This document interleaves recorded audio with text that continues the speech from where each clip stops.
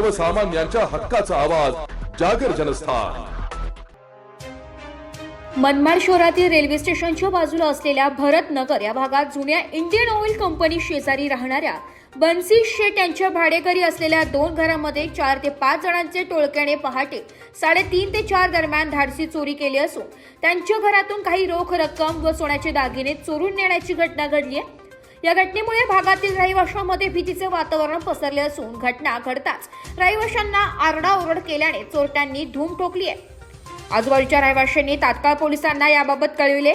सकाळी 7:30 ते 8च्या दरम्यान पोलिसांनी घटनास्थळी भेट देऊन पाहणी केली आहे व गुन्हा दाखल करून शोध सुरू केलाय। जागर जनस्थानसाठी प्रतिनिधी आमीन शेख, मनमाड।